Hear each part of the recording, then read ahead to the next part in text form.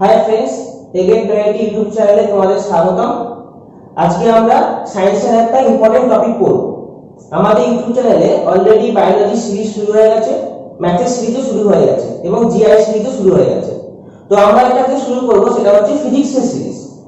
তোমরা জানো আমাদের জিএস জেনারেল স্টাডিজ যে কোনো পরীক্ষায় একটা খুব বড় ফ্যাক্টর হয়ে কাজ করে। তো জেনারেল স্টাডিজের মধ্যে সায়েন্স একটা খুব ইম্পর্টেন্ট ফ্যাক্টর। সায়েন্সের মধ্যে তোমার ফিজিক্স আছে, বায়োলজি, কেমিস্ট্রি সবটাই ওর মধ্যে আছে। এবার ফিজিক্সের যে টপিকগুলো, মেইন যে topic according to class 10 syllabus, main যে টপিক সেই টপিকগুলো হচ্ছে এটা। এবার দেখো এখানে মেকানিক্সে কি আসছে? মোশন, ফোর্সেস বা নিউটনস ল, ওয়ার্ক, পাওয়ার, এনার্জি, ঠিক আছে, গ্র্যাভিটেশন, সব এইগুলোর মধ্যে আছে মেকানিক্সের পড়ে। তারপর আছে প্রপার্টিস অফ ফ্লুইডস আছে, তারপর আছে সাউন্ড এন্ড ওয়েভ আছে, তারপর হিট এন্ড টেম্পারেচার, তারপর কি আছে? অপটিক্স, তারপর electrostatics and electricity, then electromagnetism, nuclear physics and semiconductor. এই হচ্ছে সায়েন্সের মোটামুটি সিলেবাস। এখন আমরা প্রথমে যেটা সিরিজটা শুরু করব, প্রথমে সিরিজের যে ফার্স্ট ভিডিও হবে সেটা হবে ইলেকট্রোস্ট্যাটিক্স এন্ড ইলেকট্রিসিটি, এই টপিকটা নিয়ে। কেন? তার কারণ দেখো, মেকানিক্সে motion, force, work, power, energy, properties of fluids, sound, heat, optics, এইসব টপিক সম্বন্ধে তোমরা অলরেডি অনেক পড়েছো। তোমরা যখন প্রথমেই ফিজিক্স পড়া শুরু করো, এইসব টপিক দিয়ে পড়া শুরু করো এবং এইসব টপিকের কোশ্চেন সবসময় সলভ করো। এবং এতদিন ধরে যে পরীক্ষাগুলো হয়ে এসেছে, আজ থেকে তুমি যদি বছর 2-3 আগে সব পরীক্ষায় যাও, দেখবে ম্যাক্সিমাম কোশ্চেন এই কোশ্চেন থেকে আসছে। কিন্তু এই যে গত বছর যে গ্রুপ ডি এক্সাম হলো, গ্রুপ ডি এক্সাম এবং আদার স্টেটের যে এক্সামগুলো হচ্ছে, সেখানে দেখা গেছে কি যে কিছু আনকমন টপিক বা টাফ টপিক সম্পর্কে যেগুলো নলেজ কম তোমাদের, সেখান থেকে কোশ্চেন বেশি দিচ্ছে। তোমরা প্রিভিয়াস ইয়ার যে রেলের যে গ্রুপ ডি পরীক্ষা হলো 2018 সালে, সেখানে 131টা মতো মানে সেট ছিল। তো 131টা সেটে তোমরা কোশ্চেন খুঁজে দেখবে, electrostatic, electricity, magnetism, nuclear physics, semiconductor, transformer, এরকম যে বেসিকের প্রচুর কোশ্চেন দিয়েছে। তো সেক্ষেত্রে আমরা কি করছি, আমরা এই ধরনের টাফ টপিক যেগুলো একটুখানি জেনারেল টপিকের থেকে আলাদা কিন্তু কোশ্চেন আসছে বেশি, সেগুলোর সম্বন্ধে আগে ডিসকাশন করব।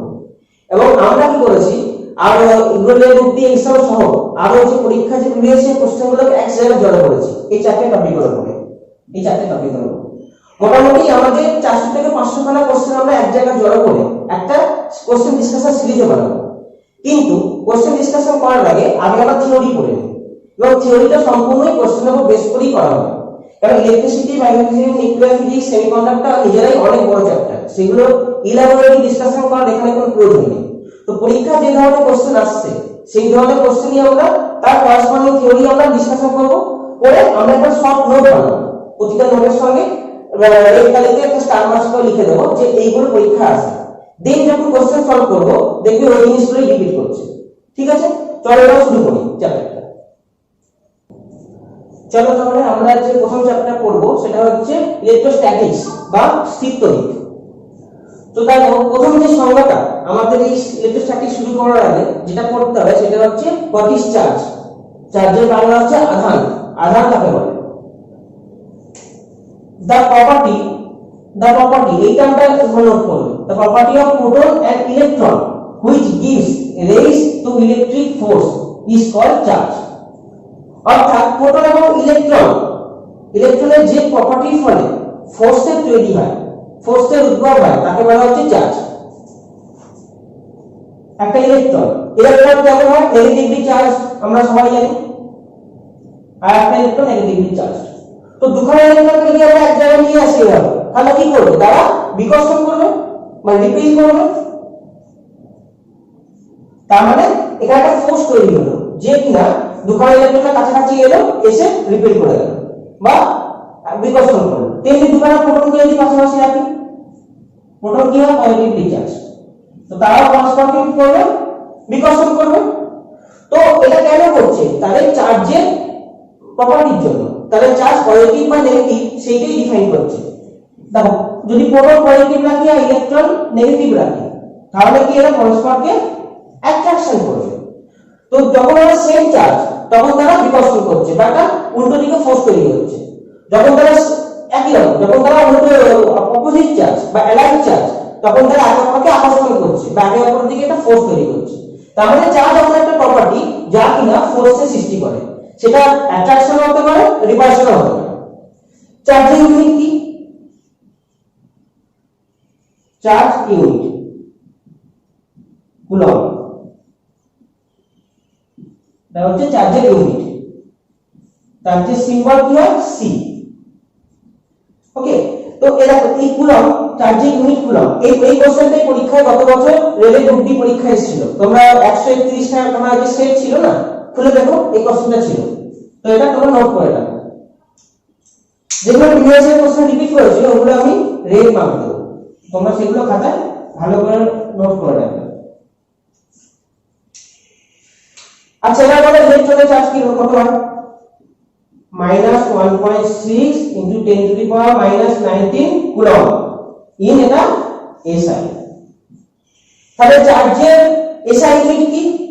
এই যে আমরা একটা লিখলাম না কুলম্ব, এটা কি? এটা হচ্ছে চার্জের SI ইউনিট।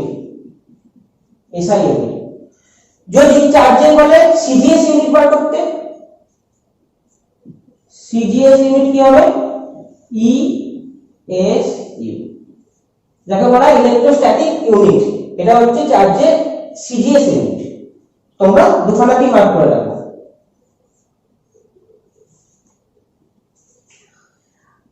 প্রোটনের চার্জ কত? সেম চার্জ, ইলেকট্রন আর প্রোটন সেম চার্জ, শুধু এক electron negative, proton positive. 19 coulomb. নিউট্রনের চার্জ কত হয়?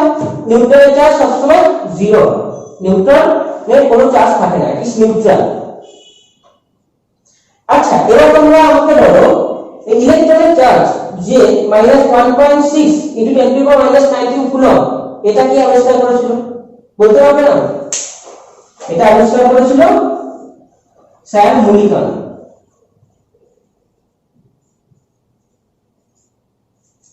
তিনি একটা পরীক্ষার মাধ্যমে এই চার্জটা আবিষ্কার করেন, ইলেকট্রনের চার্জ। সেই পরীক্ষার নাম কি? Oil drop experiment.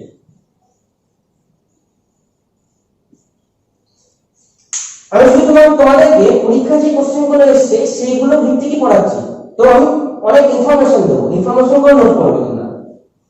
মুলিকান oil drop experiment. আচ্ছা, বলতো ইলেকট্রন কে আবিষ্কার করে? ইলেকট্রন আবিষ্কার করে জে থমসন। কত সালে করেন? 1897। ইম্পর্টেন্ট প্রশ্ন।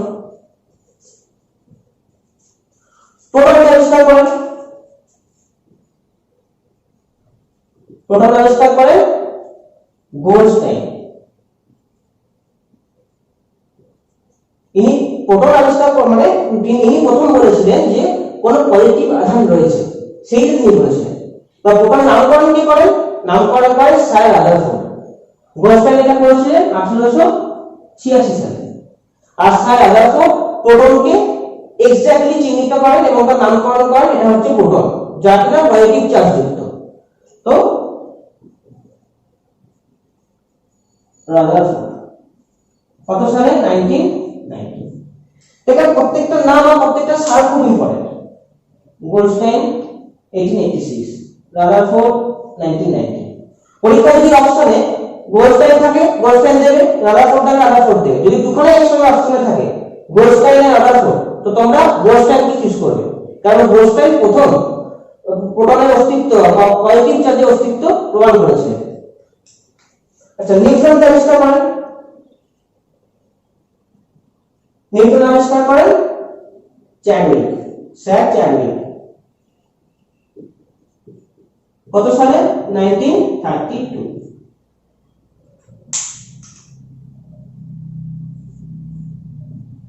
খুব ইম্পর্টেন্ট। ঠিক আছে, চলো এবার আমরা দেখব প্রপার্টিজ অফ চার্জ। চার্জের কি কি প্রপার্টি আছে? চার্জের ফার্স্ট প্রপার্টি কি? Properties of charge.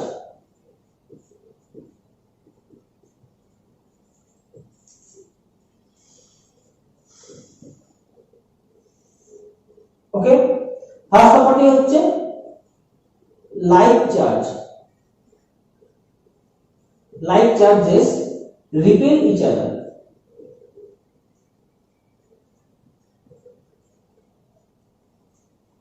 R alike charge, alike বা অপোজিট চার্জ,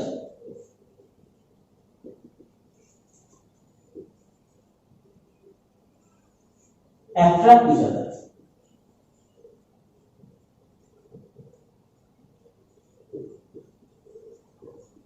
এটা আমরা কি দেখলাম, যখন একটা ইলেকট্রন পাশাপাশি ছিল তখন তারা একে অপরকে রিপেল করছিল বা বিকর্ষণ করছিল।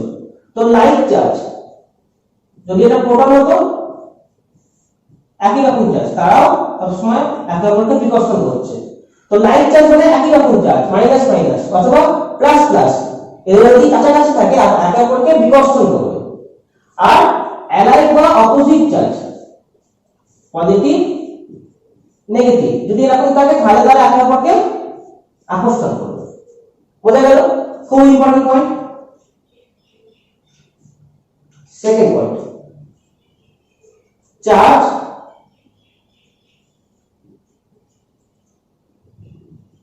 cannot be created nor be destroyed. It only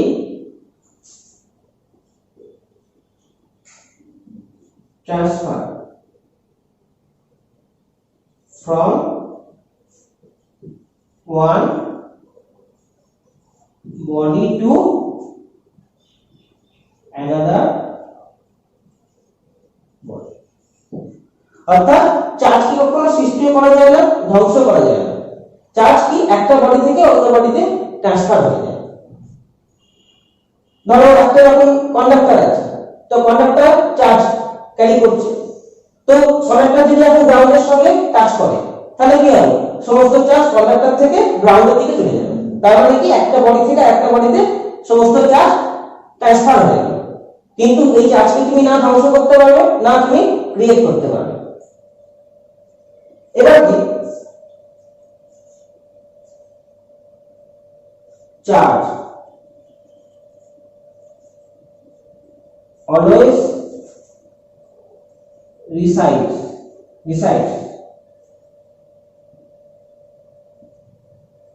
on the surface of conductor. খুব ইম্পর্টেন্ট পয়েন্ট। কি বলছে, charge resides always on the surface of conductor। এটা খুব ইম্পর্টেন্ট। তো যখন আমরা কোনো কন্ডাক্টর নেব, চার্জ সবসময় কন্ডাক্টরের সারফেসের উপরই থাকে। চার্জ সবসময় সারফেসের উপরে পাওয়া যায়। কন্ডাক্টরের ভিতরে বা কন্ডাক্টরের বাইরে অন্য কোথাও চার্জ থাকে না। যে কন্ডাক্টর কন্ডাক্ট করে কোনো ইলেকট্রিসিটি, তার চার্জ সবসময় তার সারফেসে থাকে। সেটাই খুব ইম্পর্টেন্ট পয়েন্ট, এবং এটাই আমাদের এমসিকিউতে ডাইরেক্ট কোশ্চেন আছে। যখন আমরা কোশ্চেন দেখবো এই কোশ্চেনটা থাকবে দেখবে। এটা ইম্পর্টেন্ট পয়েন্ট, এটা ইম্পর্টেন্ট পয়েন্ট, এবং এটা ইম্পর্টেন্ট পয়েন্ট কি, charge cannot be created nor be destroyed, it only transfers from one body to another body। ঠিক আছে, এবার আমরা দেখব একটা বডিকে কত রকম ভাবে চার্জ করা যায়।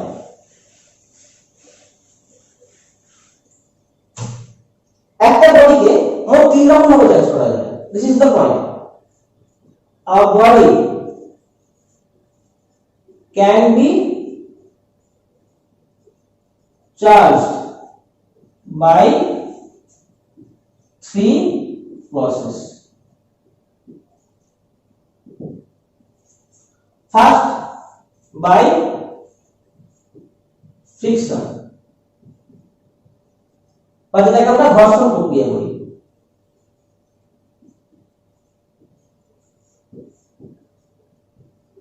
ঘর্ষণ প্রক্রিয়া। সেকেন্ড, বাই কন্ডাকশন, বা যেটাকে আমরা পরিবাহিতা বলি। থার্ড বাই ইন্ডাকশন, যেটাকে আমরা কি বলি, আবেশ। আবেশ। তো চার্জ আমরা কত হবে, একটা কোন বডিকে চার্জ করতে পারি 3 রকম। এটাকে তোমরা নোট করে রাখো, 3 প্রসেসেস। ফার্স্ট প্রসেস কি, by friction, by conduction, by induction. আমরা তিনটে প্রসেসই পড়ব। প্রথম যেটা পড়ব সেটা হচ্ছে বাই ফ্রিকশন প্রসেস। তো ফ্রিকশন প্রসেস পড়ার আগে আমাদের একটা টেবিল মুখস্থ রাখতে হবে, যেটাকে আমরা বলি ইলেকট্রিক টেবিল অফ ইলেকট্রোস্ট্যাটিক্স। তো ওই টেবিলের মাধ্যমে আমরা খুব সহজে অ্যান্সার করতে পারবো যে কোন বডিতে পজিটিভলি চার্জ তৈরি হবে আর কোন বডিতে নেগেটিভ চার্জ তৈরি হবে। এটার মধ্যে ইলেকট্রিক সিরিজ অফ ইলেকট্রোস্ট্যাটিক্স, যা কিনা পুরোটা ফ্রিকশনের উপর বেস করে তৈরি। দেখো, এটা হচ্ছে human skin, fur, glass, flannel, wool, silk, paper, cotton, wood, amber, ebonite. এই উপরের যেগুলো আছে না, যখন উপরের গুলোকে দিয়ে তলার গুলোকে ফ্রিকশন করা হবে বা ঘষা হবে, তখন উপরের গুলোতে ইলেকট্রনের ডেফিসিয়েন্সি ঘটবে বা উপরের গুলো সবসময় পজিটিভলি চার্জ হবে এবং নিচের গুলো যেগুলো আছে তারা ইলেকট্রন নিয়ে নেগেটিভলি চার্জ হবে। ধরো একটা উদাহরণ দিচ্ছি, ধরো তুমি গ্লাসের সঙ্গে সিল্ক তুমি ঘষবে, বেশ করে ঘষার পর কি হলো, এই সিল্ক না গ্লাসটাকে ইলেকট্রন নিয়ে গ্লাসকে কি করে দেবে, গ্লাসে করবে পজিটিভ, আর সিল্ক নিজে কি হয়ে যাবে, নেগেটিভ।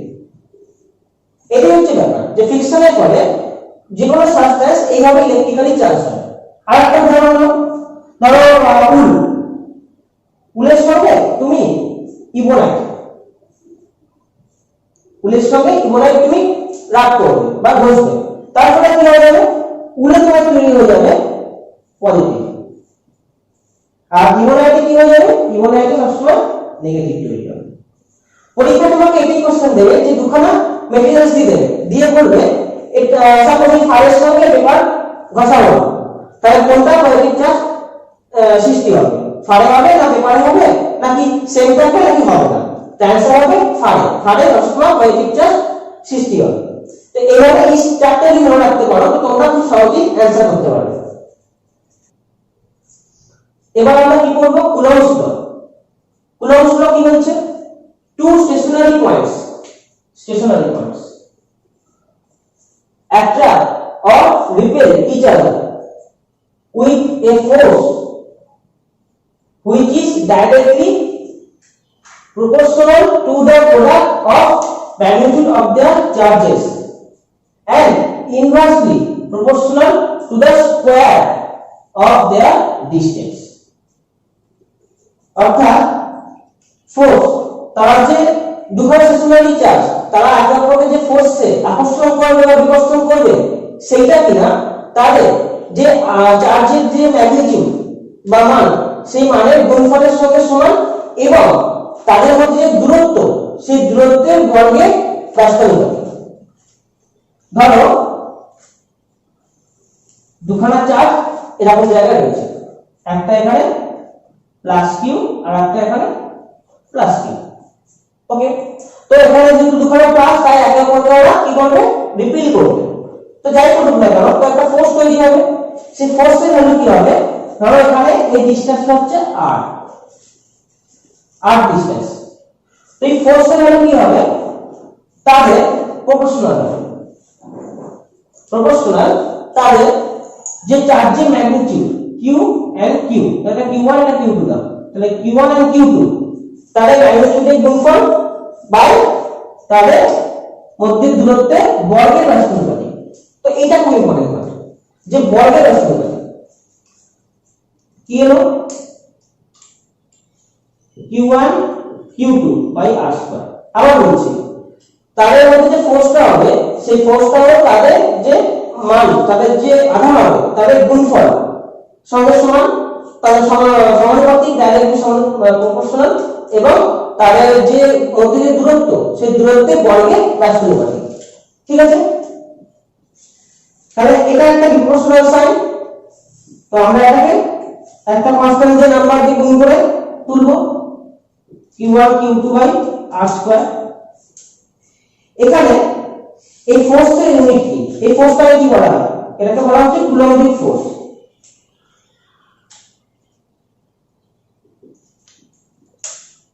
কুলম্বিক ফোর্স এর ইউনিট কি, নিউটন।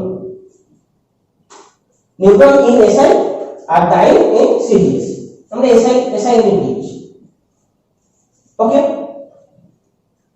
আর এখানে এই যে কে দেখছো না, এটাকে আলাদাভাবে লেখা যায় 1/4 pi epsilon 0 epsilon r q1 by q2 by r square. এই কেটাকে আমরা এইভাবে লিখলাম, কে কি একটা কনস্ট্যান্ট, কে একটা আমার কনস্ট্যান্ট, তো এই হলো আমার কি কনস্ট্যান্টটা। এইখানে তোমরা একটা নতুন জিনিস দেখতে পাচ্ছ, ইপসিলন 0 ইপসিলন r, এইগুলো পরীক্ষায় দেয়, এগুলো কি জিনিস দেখে রাখো। ইপসিলন 0 এটাকে বলা হয় absolute permittivity,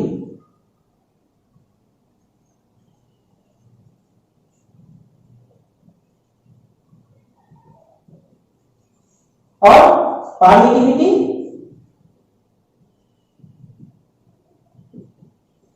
of free space।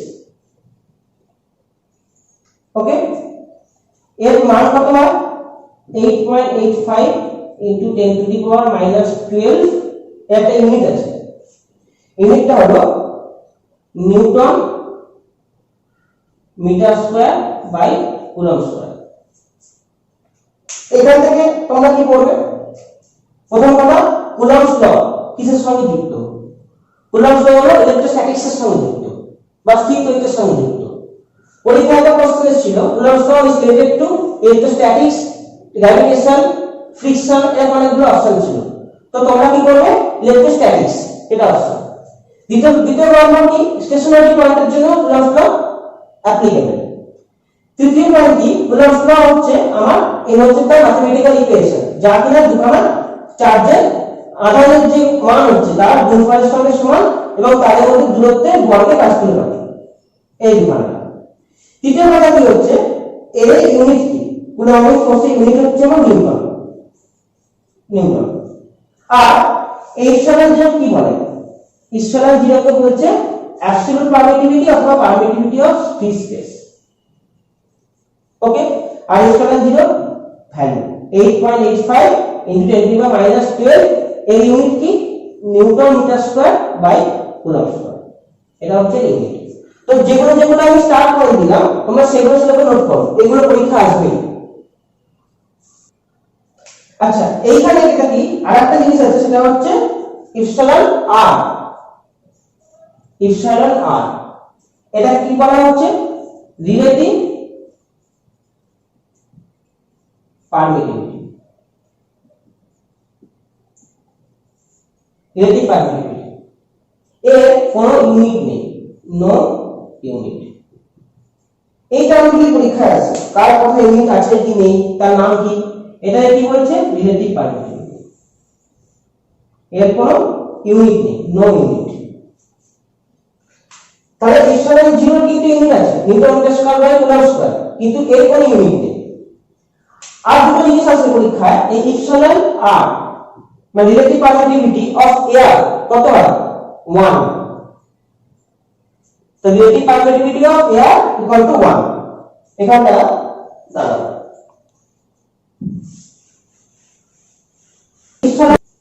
Epsilon r যেটা বললাম relative permittivity of air equal to কত 1 হয়, এই ভ্যালুটা মুখস্থ রাখবে। আর ইপসিলন r অফ ওয়াটার কত হয় 81। তো এখানে দেখো এটা মুখস্থ রাখবে, এটা মুখস্থ রাখবে, এর কি কোনো ইউনিট নেই, নো ইউনিট। তো কুলম্বস ল এর উপর ডেফিনেশনের উপর আমাদের ম্যাক্সিমাম এই কোশ্চেনই আসতে পারে। এরপর আমরা যেটা দেখব সেটা হচ্ছে ইলেকট্রিক ফিল্ড ইন্টেন্সিটি কাকে বলে। আচ্ছা, আমরা এখানে কি করলাম একটু আগে, কুলম্বিক ফোর্স কাকে বলে? কুলম্বিক ফোর্স F, এটা কিন্তু একটা ভেক্টর রাশি, এটা একটা ভেক্টর কোয়ান্টিটি।